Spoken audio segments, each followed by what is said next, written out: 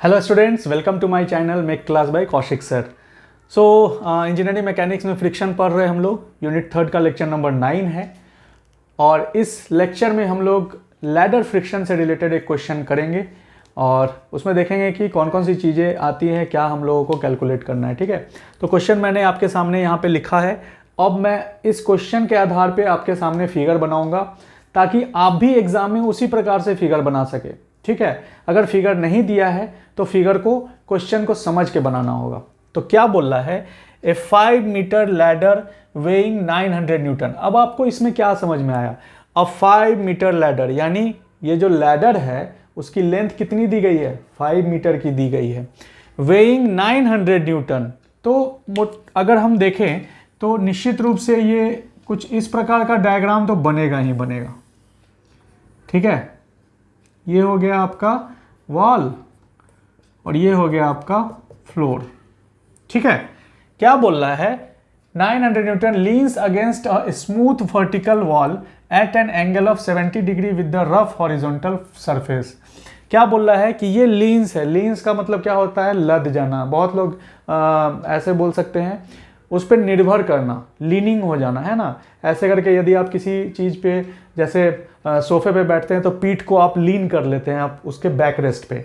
So that is called leaning. Bihari tone में हम लोग लदना बोलते हैं ना, लद जाना।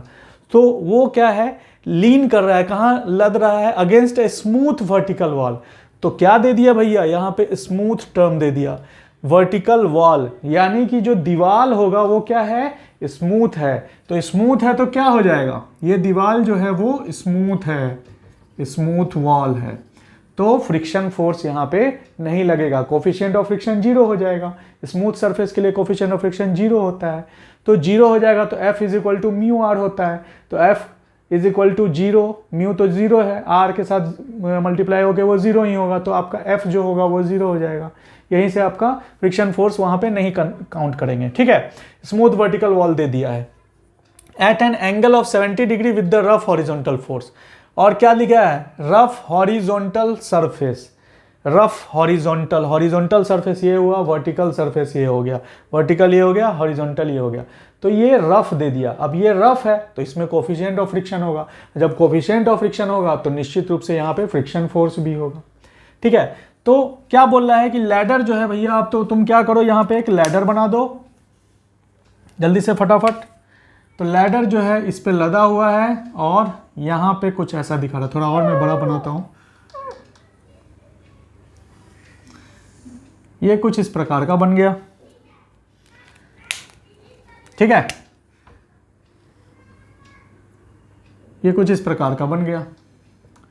ये हो गया लैडर। मैं इसको मिटा देता हूँ, ये स्मूथ है, यहाँ लिख देता हूँ smooth wall, rough floor. Horizontal surface को हम लोग फ्लोर यानी जमीन भी बोल सकते हैं। ठीक है, तो ये जो लैडर है इसका क्या दिया हुआ है? 5 मीटर का लेंथ दिया हुआ है। 5 मीटर का क्या दिया हुआ है? लेंथ दिया हुआ है। तो यहां से लेके यहां तक की लंबाई कितनी होगी भाई? तो 5 मीटर की होगी। अब 5 मीटर है तो इसका वजन जो है 900 न्यूटन का है। तो 5 मीटर के बीचों बीच लगेगा। कहां लगेगा? तो 2.5 मीटर पे लगेगा। सो यहां से हम लोग क्या कर रहे हैं? वजन बराबर कितना है? वजन 900 न्यूटन का वजन है लैडर का। ये यहां पे हमने लटका दिया इसको। और ये जो लेंथ है ये हो जाएगी 2.5 मीटर। इसको मैं हटा देता हूं और ये लेंथ हो जाएगी 2.5 मीटर। आधे आधे पे बिल्कुल ये लेंथ आ गई। उसके बाद पढ़िए, the ladder is at the point of sliding when a man weighing 750 newton stands on a rung 1.5 metre from the bottom of the ladder. क्या बोल रहा है? लैडर जो है अभी तक कुछ नहीं हो रहा है, ये रखा हुआ है, बिल्कुल स्मूथली रखा हुआ है। अच्छा, यहाँ पे एक एंगल भी दिया हुआ था, एंगल भूल गए हम लोग। 70 डिग्री का एंगल बना रहा है। कहां से?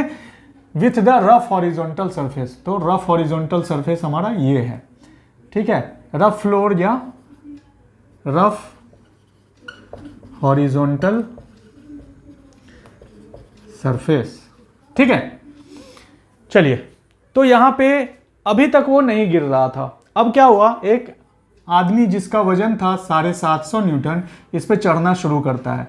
तो चढ़ते चढ़ते किसी पॉइंट पे आता है। कौन से पॉइंट पे आता है? तो देखिए 1.5 metre from the bottom of the ladder. तो लैडर का नीचे वाला चीज कहाँ पे है? यहाँ है नीचे वाला पॉइंट, यहाँ से 1.5 मीटर। तो यहाँ से 1.5 मीटर लगभग यहाँ पे आएगा।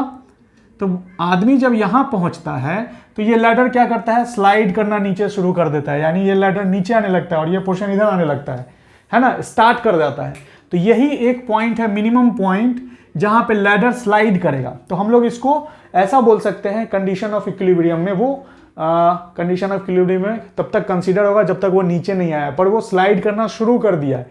तो स्लाइड करना जब शुरू कर दिया है तो हमारा सारा रिएक्शन फोर्स, फ्रिक्शन फोर्स सब एक्ट करेगा। ठीक है, तो मान लीजिए कि ये पॉइंट आपका क्या था? ए था। तो यहां पे आप क्या है? रिएक्शन फोर्स बना दिए आर ए। अब फ्रिक्शन फोर्स तो बनेगा नहीं, क्योंकि यहाँ पे स्मूथ वाल है, स्मूथ वाल है तो आपका फ्रिक्शन फोर्स वहाँ पे बनेगा ही नहीं। तो ये नीचे आए ऊपर आए, फ्रिक्शन फोर्स लगेगा ही नहीं। यहाँ पे जो है पॉइंट बी है, तो ये जो है आपका हो जाएगा आर बी। अब क्या है? यहाँ पे इंसान चढ़ चुका है तो इसका भी वजन होगा, नीचे की ओर एक्ट करेगा, क्योंकि हर किसी का वजन कहाँ होता है? नीचे की ओर आता है। ठीक है, तो इसका वजन कितना है भाई? 750 न्यूटन का है। और कितने डिस्टेंस पे ये आ रहा है? तो यहाँ देखिए 1.5 मीटर पे आ रहा है। तो यहाँ से आप बना दीजिए इसको, यहाँ से लेके यहाँ तक हो गया 1.5 मीटर। ठीक है, अब इस पॉइंट पे जो है ये लैडर जो है वो नीचे आना शुरू हो रहा है। तो क्या बोल रहा है? Calculate the coefficient of friction between ladder and the floor. क्या बोल रहा है? कोफिशिएंट ऑफ फ्रिक्शन निकालना है किसके बीच का? लैडर और फ्लोर का। यानी इस पॉइंट पे कोफिशिएंट ऑफ फ्रिक्शन क्या होगा वो हम लोगों को नहीं पता है। तो जब ये पॉइंट इधर स्लाइड करेगा तो फ्रिक्शन फोर्स किधर आएगा? इस तरफ आएगा। यहाँ हम लोग लिख देते हैं एफ बी बराबर म्यू बी आर बी। ठीक है, आप यहाँ म्यू बी नहीं लिख सकते, म्यू ही लिख सकते हैं, क्योंकि एक ही म्यू है, एक ही कोफिशिएंट ऑफ फ्रिक्शन है। तो यहाँ पे म्यू बी नहीं लिख सकते हैं, सीधे म्यू आर बी भी लिख सकते हैं। पर चलिए मैंने लिख दिया इसको, तो म्यू बी आर बी ही रहने दीजिए। ठीक है, अब ये आपका फिगर बनके तैयार हो गया कि एक लैडर भी दिख रहा है, इसका वजन नीचे की ओर आ रहा है। यहाँ पे एक आदमी का भी वजन मैंने बना दिया, आदमी दिखाया नहीं, आदमी का वजन बना दिया। वो खड़ा हो गया बेचारा, उसको पता ही नहीं था कि इस पॉइंट पे लैडर जो है वो गिर जाएगा। तो वो फटाक से ऊपर जाएगा या नीचे आएगा? नीचे आएगा, भागते हुए नीचे आएगा, अपनी जान बचाएगा। ठीक है, तो इस पॉइंट पे उसको लगा क्या कि लैडर जो है वो फिसलने वाला है। तो इसी पॉइंट पे आपको क्या करना है? इक्विलिब्रियम को कैलकुलेट करना है। तो हम लोग क्या करते हैं? सबसे पहले हम लोग इसका फ्री बॉडी डायग्राम ड्रॉ कर लेते हैं। तो फ्री बॉडी डायग्राम जब ड्रॉ करेंगे तो उसमें क्या क्या चीजें आ जाएंगी? देखिए यहां पे आप ड्रॉ कर लीजिए, यहां पे मैं करता हूं free body diagram, FBD short में बोलते हैं। तो क्या क्या हो जाएगा भाई? ये y एक्सिस हो गया, ये x एक्सिस हो गया। अब इस पे फोर्स बनाओ, 900 न्यूटन और 750 न्यूटन दोनों आ जाएगा निगेटिव y एक्सिस पे। 900 750, ठीक है। आर ए किधर लग रहा है? तो इधर लग रहा है, आर ए को इधर लगा दो। ठीक है, 900 750 हो गया। आर बी किधर है? ऊपर की ओर, तो आर बी को इधर लगा दो। फ्रिक्शन फोर्स एफ बी किधर है? तो एफ बी इधर है। इसके बजाय आप म्यू बी आर बी भी लिख सकते हैं, ये ज़्यादा अच्छा होगा। एफ बी को गायब कर दें, म्यू बी आर बी लिखें चाहे एफ बी लिखें, बात बराबर ही होगा। और कुछ बच रहा है? देखो और भी कुछ है? नहीं है। तो हम लोगों को क्या निकालना है? म्यू बी का वैल्यू निकालना है। अब आप ये देखिए, इस इक्वेशन में, इस चीज में अगर कैलकुलेट करें तो कितने अननोन है जिनको आपको कैलकुलेट करना पड़ेगा इस म्यू को निकालने के लिए। आपको सोचना है अच्छे से। मैथमेटिक्स आप लोग पढ़े हुए हैं, सब लोग बिहार के जो मैथमेटिक्स के स्टूडेंट्स होते हैं सब लोग ज्ञाता होते हैं, ज्ञानी, बहुत बड़े ज्ञानी होते हैं, तो उनको सिखाने की कोई ज़रूरत नहीं है। आप बस सोच के देखिए, यहाँ पे क्या है? आर ए है, ये भी कैलकुलेट करना होगा। ये आपका आर बी है, ये भी कैलकुलेट करना होगा। और म्यू बी तो आपको कैलकुलेट करना ही होगा। ठीक है, सीधे हम आर बी और म्यू बी डाल करके इसको यहाँ से नहीं निकाल सकते हैं। जब तक मान लीजिए आपका आर बी का वैल्यू आ गया 9 7 16 1650, और यहाँ पे हमने डाला R A is equal to mu B R B, तब भी तो म्यू बी आपका अननोन है, आर बी आपको नहीं, आर ए आपको नहीं पता है। तो अब हम लोगों को यहाँ कितने इक्वेशन की आवश्यकता पड़ेगी? हमारे पास तो 3 इक्वेशंस हैं। पहले हम लोग क्या कर रहे थे? 2 इक्वेशन से काम चला रहे थे, sigma F X 0, sigma F Y 0। पर अब क्या करना है भाई? अब तो हम लोगों को समेशन ऑफ m0 करना ही पड़ेगा, यानी moment of all the forces about a particular point will be zero. अगर इक्विलिब्रियम में है तो सभी फोर्सेज का जो मोमेंट होगा वो एक पर्टिकुलर पॉइंट पे क्या होगा, वो जीरो आएगा। ठीक है, चलिए तो हम लोग क्या करते हैं, थोड़ा बहुत इस पे सोचते हैं कि क्या ऐसा करने से ऐसा हो सकता है। सबसे पहले क्या करो, यहां पे लिखना शुरू करो। सबसे पहला इक्वेशन है summation of F x zero. तो ये क्या हो जाएगा, एक्स एक्सिस पे लगने वाला सारा फोर्स जीरो। यहां से क्या होगा, आर ए बराबर हम लोग क्या लिख सकते हैं, म्यू बी आर बी। ये इक्वेशन फर्स्ट हो जाएगा। ठीक है, दूसरा इक्वेशन आएगा हमारे पास sigma F Y is equal to zero. अब F Y is equal to से क्या हो जाएगा, R B is equal to, R B positive है, निगेटिव वाले टर्म को उधर ले जाते हैं तो हो जाएगा 900 प्लस 750। ये कितना आ जाएगा, 1650। अब इस 1650 को हम लोग इसमें डालते हैं, putting in equation 1, putting R B in equation 1, तो क्या हो जाएगा, R A is equal to 1650 R B, sorry 1650 mu B. तो क्या यहां से म्यू बी आपको निकल रहा है, नहीं निकल रहा है। इन दोनों इक्वेशन से मैक्सिमम यही चीज हम लोग निकाल सकते हैं। तो हम लोगों को यहां पे थर्ड इक्वेशन लगाना होगा। थर्ड इक्वेशन लगाने के लिए हम लोग क्या करेंगे, मैं इधर यहां पे थोड़ा सा जगह बनाता हूं और यहीं पे हम लोग क्या करेंगे, थर्ड वाला इक्वेशन लगाएंगे।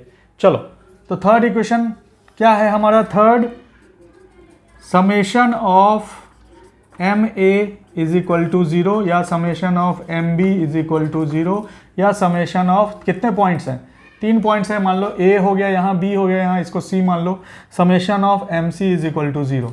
हम लोग क्या करते हैं, जहां जहां फोर्स लग रहा है वहीं पे हम लोग क्या कर रहे हैं, जीरो कर रहे हैं। इससे क्या होगा कि उस पॉइंट पे जो फोर्स लग रहा है वो ऑलरेडी उसका परपेंडिकुलर डिस्टेंस जीरो हो जाएगा। मैंने बताया है अपने प्रीवियस लेक्चर्स में किस प्रकार से आपको दिमाग लगा के जो है मोमेंट निकालना है, ताकि आपका एक टर्म जो है वो ऐसे ही एलिमिनेट हो जाए। ठीक है, तो आप यहाँ पे देखिए हम लोगों को कौन से जगह पे जीरो करने पे ज्यादा फायदा है। क्या हम लोग बी पे करेंगे जीरो तो हम लोग को ज्यादा फायदा है, या हम लोग ए पे करेंगे तो ज्यादा फायदा है, या हम लोग सी पे करेंगे तो ज्यादा फायदा है। ठीक है, सी पे यदि करते हैं तो 900 न्यूटन ही जीरो होगा, तो उसको जीरो करने से क्या होगा, बाकी चीजें आर ए और आर बी तो जस की तस रह जाएंगी, तो यहां पे नहीं करेंगे। 750 न्यूटन पे करेंगे क्या, यहाँ डी भी है, देखो भाई चौथा पॉइंट भी है, डी पॉइंट पे भी कर सकते हैं। तो हम लोग को विचार करना है किस प्रकार से हम लोगों को करना है। ये और है, ये सब और है, इन चारों में से कोई भी एक पॉइंट पे हम लोगों को जीरो करना है। तो डी पे करेंगे तो क्या होगा, 750 न्यूटन का जो परपेंडिकुलर डिस्टेंस है वो जीरो हो जाएगा, बट आर ए और आर बी जस की तस रह जाएगी। ए पे करेंगे तो हमारा आर ए जीरो हो जाएगा। देखो सोच के, आर ए जो है उसका परपेंडिकुलर डिस्टेंस जीरो हो जाएगा, तो बाकी का तो इक्वेशन निकलेगा, बाकी का तो कुछ ना कुछ जरूर निकलेगा, है कि नहीं। तो हम लोग क्या करते हैं, आर ए को जीरो कर देते हैं, पॉइंट ए पे मोमेंट को जीरो कर देते हैं। चलिए मैं बी पे ही बता देता हूं, अगर बी पे हम लोग जीरो करते हैं तो यहाँ पे आर बी जीरो हो जाएगा, ये म्यू बी और आर बी जीरो हो जाएगा। तो यहाँ से तो आपको फायदा है नहीं, आर ए का वैल्यू निकलेगा, आर ए का भी वैल्यू निकलेगा। वहां से भी हम क्या कर सकते हैं, आर ए का वैल्यू यहाँ डालेंगे तो आपका 1650 से म्यू बी का वैल्यू निकल जाएगा, ये भी आप कर सकते हैं। तो ये आपके ऊपर है, आप कुछ भी कर सकते हैं। तो आपको कहाँ से करना है, या ए से करना है या बी से करना है, सी और डी से भी हो जाएगा, पर बहुत लंबा इक्वेशन बनेगा। तो हम लोग या तो ए पे करते हैं या तो हम लोग बी पे करते हैं। तो कहाँ से करना है, तो हम लोग क्या करते हैं, मैं ऐसा करता हूँ, ए से स्टार्ट करता हूँ। ठीक है, तो ए से स्टार्ट करूंगा तो आर ए जीरो हो जाएगा, आर ए जीरो हो जाएगा तो हम लोग कहीं ना कहीं पे जो है म्यू बी को निकाल सकते हैं। ठीक है, करते हैं, या बी पे करें, जैसा बोले। तो बी पे भी करेंगे तो वहां पे भी आपका आर ए का वैल्यू आ जाएगा। चलिए बी पे करते हैं, क्योंकि आर ए का वैल्यू आ जाएगा, तो आर ए का वैल्यू को यहां से पुट करके हम लोग निकाल सकते हैं। चलिए वही करते हैं। तो summation of M B zero करना है भाई, देखो सिग्मा एम बी अब जीरो करना है, इस पॉइंट पे अब हम लोगों को जीरो करना है मोमेंट को। तो इस पॉइंट पे कितने फोर्स हैं, एक ये है और एक ये है, तो ये दोनों तो जीरो हो जाएगा। मैं यहाँ लिख देता हूँ mu B R B into zero plus R B into zero, इस पॉइंट पे तो जीरो हो गया। अगला फोर्स कौन सा है, 750 न्यूटन का। तो 750 न्यूटन का जो है इस पॉइंट के अबाउट कैसा रोटेशन कर रहा है, क्लॉकवाइज कर रहा है, तो हम यहाँ क्या करेंगे प्लस 750। अब इसका परपेंडिकुलर डिस्टेंस निकालना है, तो क्या हम ये निकाल सकते हैं? परपेंडिकुलर डिस्टेंस आपका ये हो जाएगा, अगर हम यहाँ पे दे दें डी डैश तो क्या हो जाएगा बी डी डैश, यहाँ पे लिख देते हैं बी डी डैश। ठीक है, ये डी है, ये बी डी डैश, यही परपेंडिकुलर डिस्टेंस होगा जिसके हिसाब से ये टर्न करेगा। अगला 900 न्यूटन, ये भी क्लॉकवाइज घुमाएगा, तो इसको भी प्लस कर दो 900 इंटू परपेंडिकुलर दूरी कितनी हो जाएगी, अब इसको भी यहाँ पे गिराओगे तो यहाँ से अगर इसको सी डैश मानते हो तो क्या हो जाएगा बी सी डैश, क्योंकि पॉइंट बी से हम लोगों को दूरी लेना है तो परपेंडिकुलर दूरी ही लेंगे ना, तो पॉइंट बी से जब परपेंडिकुलर दूरी लेंगे तो वो बी सी डैश होगा। अच्छा, ये जो फ्री बॉडी डायग्राम है उसका बस दो इक्वेशंस में ही काम है, इसका आपको मोमेंट में काम नहीं है क्योंकि इसमें डिस्टेंस तो पता नहीं है, तो हम लोग इसको हटा भी सकते हैं, पर मैं इसको रहने दे रहा हूं ताकि आप लोगों का क्लियर होता जाए। ठीक है, जब हम लोग डिस्टेंस कैलकुलेट करेंगे उस वक्त जो है इसको हम लोग हटा सकते हैं, या फिर यहाँ पे मैं कर दूंगा जैसा आप बोलेंगे। ठीक है, मैं इसको भी हटा सकता हूँ, रफ फ्लोर है, हॉरिजॉन्टल फ्लोर आप लोगों ने नोट डाउन कर लिया होगा, तो मैं यहाँ भी जगह बना सकता हूँ। चलो, ये बन गया अपना जगह अच्छा खासा। ओके, चलो अब आ जाओ भैया, यहाँ पे 900 का काम खत्म हो गया। अब आ जाओ आर ए पे। आर ए के वजह से ये बॉडी कैसे होगी, बी के अबाउट एंटी क्लॉकवाइज होगी, तो यहाँ पे लिख देते हैं माइनस आर ए, और आर ए का जो परपेंडिकुलर दूरी होगा वो कुछ ऐसे आएगा, और यहाँ से परपेंडिकुलर गिराएंगे तो ये डिस्टेंस होगा। तो ये डिस्टेंस कौन सा डिस्टेंस है, ये वाला डिस्टेंस है। ठीक है, तो इसको मैं मिटा देता हूँ। तो हम लोग को कौन सा डिस्टेंस निकालना है, यहाँ मान लो ओ है, तो हम लोग को ओ ए निकालना है, तो आर ए इंटू ओ ए बराबर क्या होगा भाई 0। समेशन ऑफ एम में क्या होता है 0 होता है। अब हम लोगों को क्या क्या चीज़ें कैलकुलेट करनी है, बी डी डैश कैलकुलेट करनी है, बी सी डैश कैलकुलेट करनी है, और ओ ए कैलकुलेट करनी है। देखिए स्टार्ट कीजिए बी डी डैश से, यानी ये लेंथ निकालना है। अब यदि हम बी डी और डी डैश, ये ट्रायंगल जो बन रहा है इसको यदि देखें तो यहाँ पे क्या क्या दिया हुआ है, ये लेंथ दिया हुआ, हाइपोटेनस दिया हुआ है, एक एंगल दिया हुआ है, ये 70 डिग्री का एंगल हम लोगों को पता है, ये कितना है 70 डिग्री। तो बी के साथ हम लोग अगर ये वाला निकालेंगे, ये हाइपोटेनस है और ये हमारा बेस है और ये हमारा परपेंडिकुलर है। ठीक है, ये जो होता है एंगल, किसी भी राइट एंगल ट्रायंगल में एंगल के सामने वाला जो साइड होता है, ये वाला साइड कहलाता है परपेंडिकुलर, उसके लगा हुआ 90 डिग्री बेस, और जो स्लैंट होती है हाइट उसको हम लोग हाइपोटेनस बोलते हैं। तो हाइपोटेनस तो पता है 1.5 मीटर। ठीक है, तो हम लोग को क्या निकालना है, बेस निकालना है। तो कौन सा फॉर्मूला लगाएंगे, कॉस थीटा बराबर क्या होता है बेस अपॉन हाइपोटेनस। तो अगर इस ट्रायंगल में देखते हैं तो मैं यहाँ पे ऐसे ही निकाल देता हूँ, ये छोटे छोटे जगह हैं वहाँ पे, in triangle B D D dash. ठीक है, कॉस थीटा क्या है 70 डिग्री बराबर बेस, यानी बी डी डैश बटे कौन सा है बी डी, तो बी डी कितना है 1.5, तो बी डी डैश बटे 1.5, तो यहाँ से बी डी डैश क्या हो जाएगा 1.5 कॉस 70।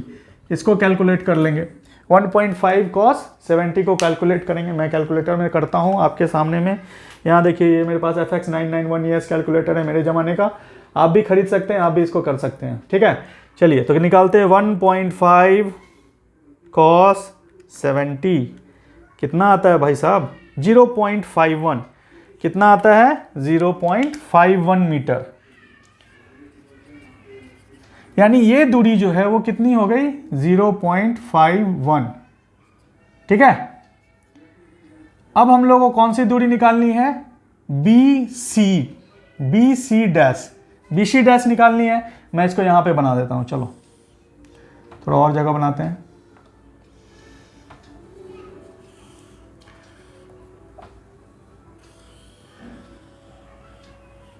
ठीक है, सही है, थोड़ा थोड़ा जगह बना के इसको करते हैं ताकि आपके सामने में ये सब चीज़ें रहें। आप चाहें तो मैं इसको मिटा सकता हूँ, क्या इसको मिटा दें, चलो ठीक है इसको मिटा ही देते हैं। आप लोगों ने नोट डाउन कर लिया होगा मेरे ख्याल से, तो इसको जो है इस जगह को हम लोग थोड़ा खाली कर देते हैं। फ्री बॉडी डायग्राम का हम लोगों को काम है नहीं। ठीक है,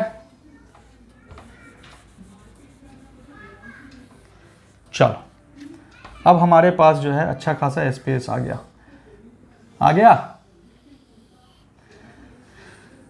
ठीक है, अब हम लोग आ जाते हैं कौन से ट्रायंगल में आएंगे भाई, तो बी सी और C dash, in triangle B C और सी डैश। यहां भी वही चीज, अब ये बेस जो है थोड़ा सा बड़ा हो गया, ये हो गया परपेंडिकुलर और यहाँ पे हाइपोटेनस 2.5 दिया हुआ है, तो यहां भी लगाएंगे, क्या लगाएंगे, cos 70 इज इक्वल टू क्या हो जाएगा, बेस कितना है बी सी डैश और हाइपोटेनस कितना है बी सी।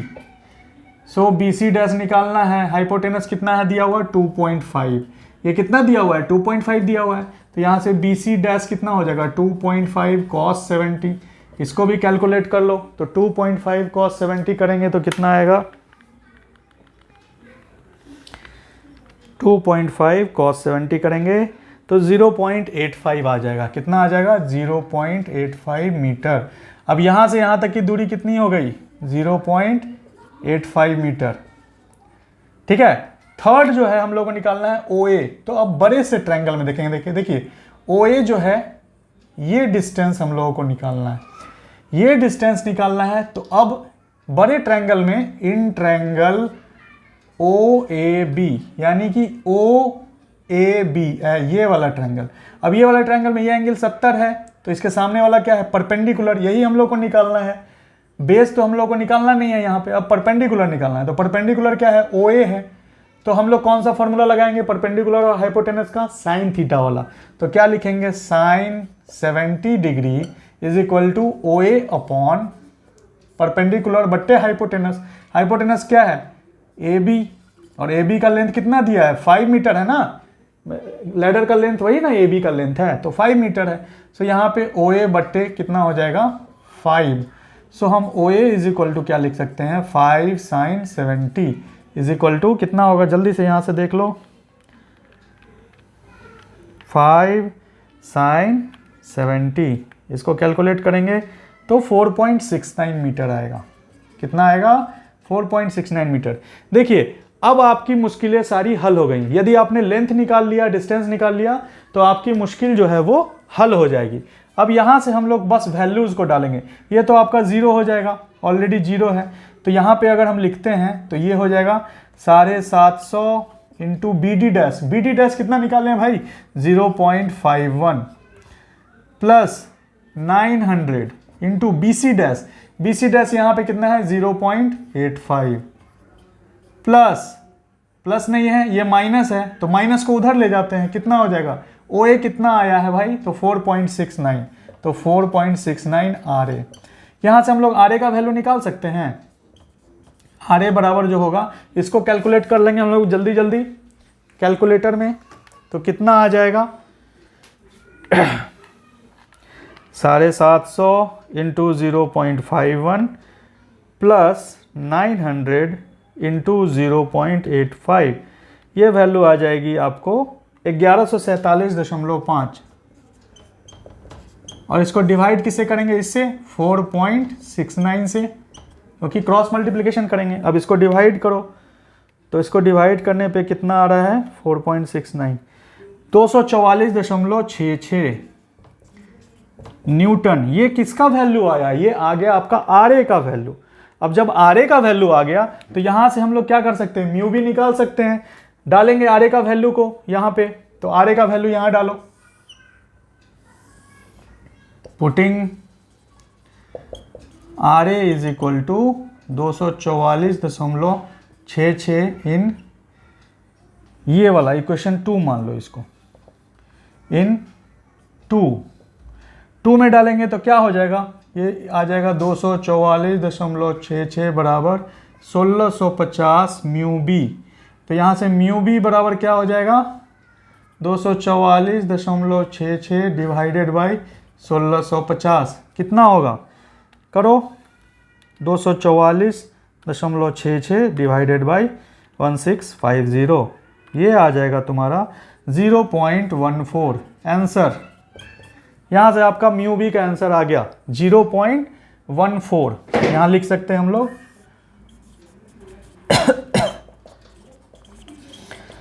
0.14। ठीक है, तो आप एक बार अच्छे से देख लीजिए सो लैडर फ्रिक्शन पे मेरे ख्याल से लैडर फ्रिक्शन पे इसी प्रकार के क्वेश्चंस आपको देखने को मिलेंगे। थोड़ा वीडियो लंबा हो गया तो मैं इसको इसके अलावा कोई क्वेश्चन आपको नहीं मिलेगा। थोड़ा बहुत घुमाव के इधर उधर करके कभी लेंथ निकालने बोल देगा, या फिर कभी वजन निकालने बोल देगा, या फिर कभी ऐसे बोल देगा कितने हाइट पे खड़ा है भाई जहाँ पे लैडर नीचे गिर रहा है, वो भी क्वेश्चन पूछता है। तो वहाँ पे आपको सिर्फ ये वाला हाइट निकालना है। उस केस में आपको कहीं का लेंथ दे देगा, यहाँ हो सकता है यहाँ इन दोनों के बीच की दूरी दे देगी, या ये वाला हाइट दे देगा, ये वाला हाइट, समझ रहे हैं, कुछ ना कुछ ऐसा दे देगा। तो मैथमेटिक्स के आप लोग सब ज्ञानी हैं, कुछ दिमाग लगा के आप लोग डिस्टेंस निकाल लेंगे जब भी आपको समेशन ऑफ m निकालना होगा। ठीक है, चलिए, तो मेरे ख्याल से फ्रिक्शन में इतना ही सिलेबस है। हम लोग अब अगले यूनिट की ओर रुख करेंगे। अगर कोई और न्यूमेरिकल है आपके दिमाग में जो मैं एग्जाम टाइम में ले सकता हूं तो मैं उसको एग्जाम टाइम में लूँगा। अभी मैं कोर्स कंप्लीट कराने की तरफ थोड़ा सा ज़्यादा ध्यान दे रहा हूं। मेरे भी अब थोड़े से वर्क स्टार्ट हो गए हैं तो मैं उस पर भी ध्यान दूंगा, इसीलिए जो समय बच रहा है मैं उसमें आपको निराश नहीं करूंगा। आपके एग्जाम से पहले मैं इसको कंप्लीट करूंगा। ठीक है, तो यहाँ पे फ्रिक्शन जो टॉपिक है वो आपका समाप्त होता है। अगर कोई भी क्वेरी है तो आप उसको एग्जाम टाइम में ही पूछ सकते हैं। अगर जरूरत पड़ेगी तो मैं उसमें लाइव क्लास लूंगा। ठीक है, या फिर वैसा जो भी जिस प्रकार की रिक्वेस्ट आएगी मैं उसको कंप्लीट करूंगा। ठीक है, ज़्यादा से ज़्यादा रीच बढ़ाएं, अपने बहुत सारे मित्रों को कांटेक्ट करके बताएं कि कौशिक सर पढ़ा रहे हैं, कौशिक सर का वीडियो देखो और मैकेनिक्स में टॉप करो भाई। तो मैकेनिक्स का एक भी क्वेश्चन आपसे नहीं छूटेगा। ठीक है, पर बेसिक से वो देखेगा तभी वो समझ में आएगा। सो लाइक, सब्सक्राइब और शेयर कीजिए बहुत ज़्यादा से ज़्यादा, ताकि बहुत ज़्यादा बच्चों के पास मेरी जो कॉन्सेप्ट है वो पहुंच सके। फ्री ऑफ कॉस्ट है, उसको करने में कोई दिक्कत नहीं है। बहुत जगह पेड होता है तो वहाँ पे लोग जो है पे करके जाते हैं, पर यहाँ तो सारा फ्री में है। तो मिलते हैं हम लोग अगले लेक्चर में नए यूनिट के साथ, जिसमें centre of gravity, centroid end moment of inertia, ये तीनों चीज़ें हैं, इनको हम लोग पढ़ेंगे। बहुत इंटरेस्टिंग सा टॉपिक है, इसको भी मैं कवर करूँगा बहुत ही इंटरेस्ट के साथ, आप लोगों को भी मजा आएगा। चलिए मिलते हैं अगले क्लास में, तब तक के लिए ध्यान रखिए, अच्छे से रहिए। Thank you.